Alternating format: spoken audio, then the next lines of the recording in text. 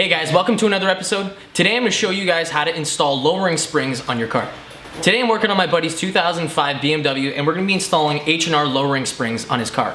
I already installed the driver's side, front and rear. Yay. Thanks, Eddie. I've already installed the driver's side, front and rear, and now I'm going to show you today how to do the passenger side.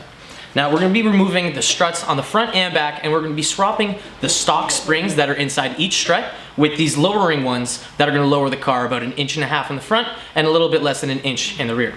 Alright guys, so I've already taken off the front and rear wheels. I've got the car jacked in the air and I'm ready to take out each strut. I'm going to first start off and do the front. So to do this, we're going to have to remove the three bolts that are up at the top of the strut. We're going to have to remove one of the bolts that's attached to the end link for the front sway bar. And then we're going to have to undo another one back here, down here that's holding down the strut into the actual knuckle. I'll bring the camera in and show you guys how to do it all. Alright, so I'm going to first start off by removing this bolt up here. The one up here that's attached to the end link for the front sway bar. I'm going to remove that with an impact gun, only because I've got the means to do it. Now you have to make sure you grab onto the back side of it because there's a little spot that you can put a wrench, and a 16 mil will fit perfectly back there along with in the front. Undo this, and this should come out.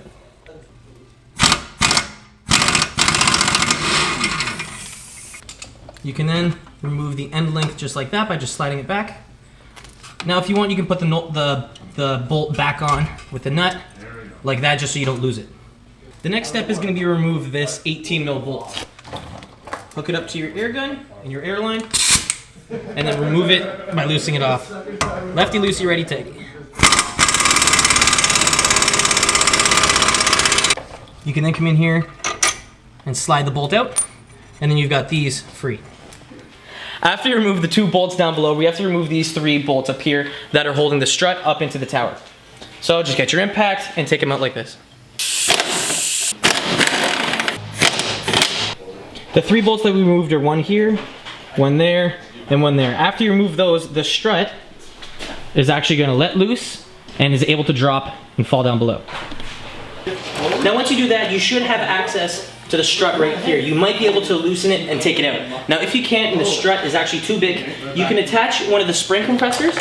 You can attach one of these spring compressors onto the coil and it'll actually shrink and compress down the strut. This should make it a little bit easier in taking this out. There, I got it. That's all I need. Oh, you got it out? After a good 10-15 minutes of wrestling with this thing, finally got it out.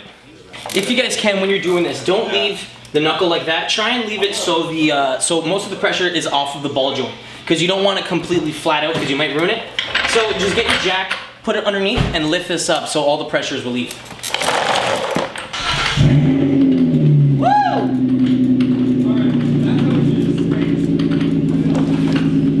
So I now have to relieve the pressure and tension that's on the strut right now by removing this spring right here. Now to remove it, I've got to take my spring compressors, tighten them up, and bring them together so that the tension is relieved on both ends so I can take off this little nut that's sitting on the top of the strut. While you're doing this, try and go back and forth and try and bring the spring compressors down together as evenly and close as you can. This way, the spring isn't going to be lopsided and you're going to be able to remove the top hat very easily. So with these basically bottomed out now, we're now going to try to remove this little cap, and then there's going to be another bolt that's inside there that we have to take off. So take off this little dust cap, and there's going to be a little nut that we're going to have to go inside there and remove. You got to loosen this off so we can take off the cap and then replace the spring. So get your impact gun again, put it up top of here, and then loosen this up.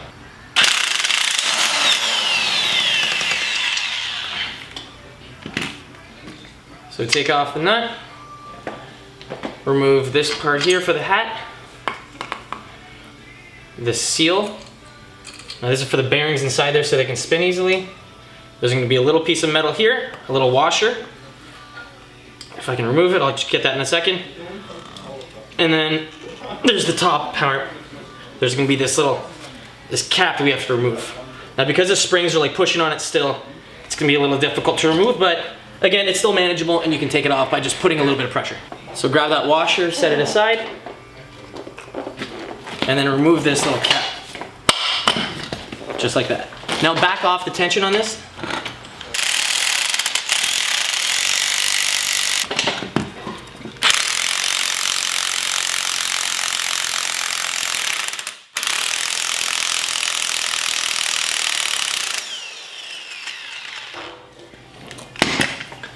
And then you should be able to remove the spring from the strut. So just take it off. And then we're replacing this spring, so the stock one, with our aftermarket one, the one that's gonna lower the car a little bit. So right here I've got the new one that we're gonna be installing, the H&R one, and then our stock one. And just from the length alone, you can tell that this is gonna lower the car. Now that's not all that matters when you're talking about suspension. The length of the coil, the diameter of it, all that makes a difference. But we're gonna be sticking this on the BMW right now. So with our new spring on the strut, you can tell that I'm still gonna have to lower this a little bit so I can put the top hat back on top of here. So we're gonna get the spring compressors again, mount them on here, bring it down, and then put our hat on top.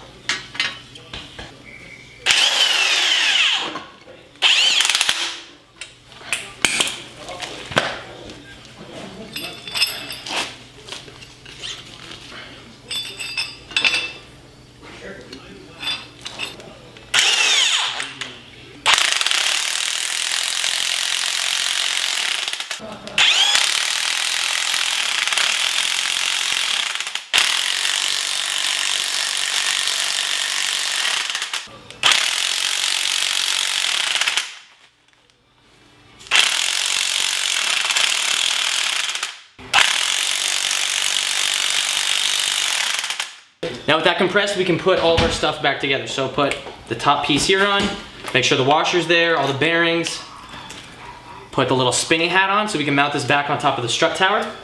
And then if you have a new replacement bolt, put that on, but if you don't, you can still stick the old one back onto it. I've actually got a replacement one somewhere and I'm gonna install it right now. So get your bolt, put it on here. And you shouldn't be able to tighten it completely because most of the stress is actually still being put on the spring and not the top hat. So you might be able to tighten it up a little bit, but not completely. So see how it still spins? When you release the tension on the spring, you should be able to tighten it back up.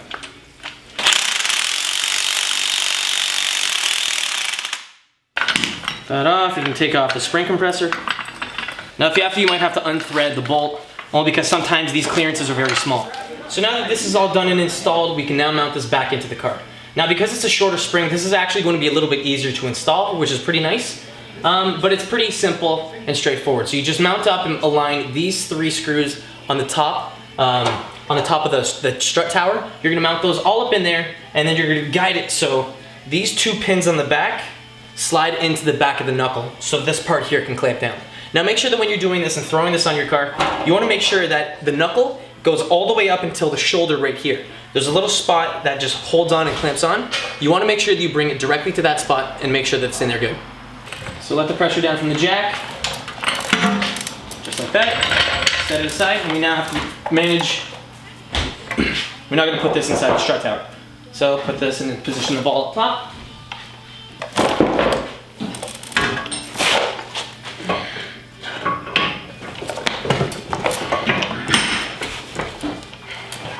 Now you can see how much easier that went in. It took me probably, I don't know, 3 seconds to put that in there. Make sure that the 2 tabs are on the back side so it can slide down into the knuckle. Now the first step you're going to want to do is mount and position the strut so it's down in here into the bracket. Now the knuckle right here should have a little shoulder. You want to set this in and drop it in place. You're going to then push this down here and then run your new bolt, or run your bolt through there, and make sure you put anti-seize onto it. So get a little bit of copper anti-seize, put it on the bolt because you don't want this to get stuck inside the knuckle. You don't need too much, just a little bit so you got a nice little coating. And then run it through the back side right here.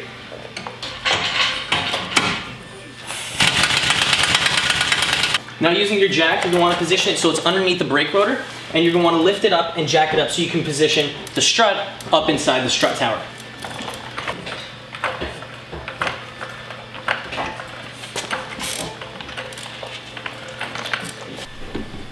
Then once you have the 3 threads through the holes, you're going to then grab your 3 nuts, bolt these down, and torque them to the manufacturer spec. Climbing back down to the wheel well, you want to get that bolt that's still on the end link, remove it, and put it up into the hole. where it goes and mounts onto the struts. Now if it can't reach, drop the jack a little bit. Now right now it's still under pressure, and right there it's lined up. So you can feed through and then tighten your bolt down. Don't forget to grab your wrench at the backside and then tighten this up. Drop the suspension, and then the front corner here is done. Now moving to the rear of the car, our life is actually very easy because taking these springs out and swapping them over is a piece of cake. Now to change the spring, so this right here, is very simple. All we have to do is remove this one bolt down here. Remove that. The knuckle is going to want to drop a little bit. This shock is going to move out of the way. And we can just push down on the entire brake, and the entire thing is going to be exposed, and we can just pull on this spring and the entire thing will come out. Now with this shock out of the way, we can push this down, force it a little bit, and this shock should be able to be relieved of all of its pressure, and we should be able to take it out and replace it with this new lowering one from H&R.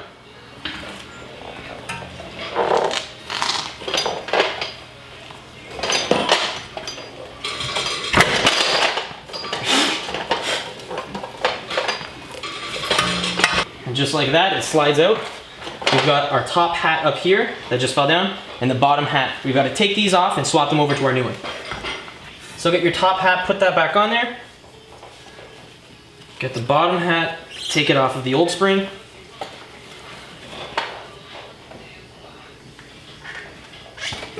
Might be stuck on there a little bit.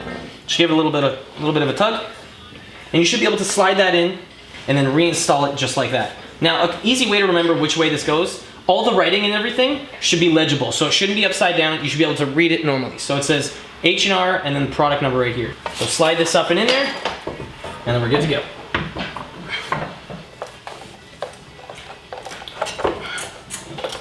So make sure that when you're installing the spring, the top part of the spring is inside that little boot. Once that's in there, get the bottom of the spring and slide it into place. Just like that. Make sure it's sat in there, make sure it can't tug or spin, and mount everything back up. Now I'm going to be putting a little bit of copper anti-seize on top of that bolt we removed on the back side of the shock, just so that next time if we ever have to remove it, it's going to be easy and not seized inside of there. Now if you have trouble putting the shock back into the knuckle, get your jack and raise up the entire system so the bolt is aligned, and you can feed the bolt right through into the back side of the knuckle. So push the shock and align it so both of those can feed through, and then get your bolt and put it through the back side of it. Get your impact gun, tighten it up, and give her a tight. Now just note, I'm not using the torque wrench to completely tighten the bolts. That's what my torque wrench is for, and you can see it right here. Make sure you torque everything to the manufacturer spec. With the suspension tightened up and our springs now installed on the car, we can now put the wheels back on, put the car down on the ground, and let the car sit. Now the car is still going to lower itself and sag and properly set over the next couple days, so if you can, try not to drive the car, bring it to an alignment shop in a couple days once the springs have completely settled. Now just for an added measure, if you guys want to make sure that your rim doesn't corrode or stick on to your brake rotor very well, if you guys want, you can apply some 3M copper anti-seize to the backside of your rim. Wherever the mating surface is here and your brake caliper, or sorry, the brake rotor, wherever those two come together, it can fuse and it can be very difficult to remove sometimes. But if you apply some of this on the backside of it, it'll be a piece of cake to remove the next time. Alright guys, that's how you install lowering springs on your car. If you guys have any questions regarding the video, please post them down in the comments below and I'd be happy to help. Again guys, thanks for watching. I'll catch you guys in the next video. Peace.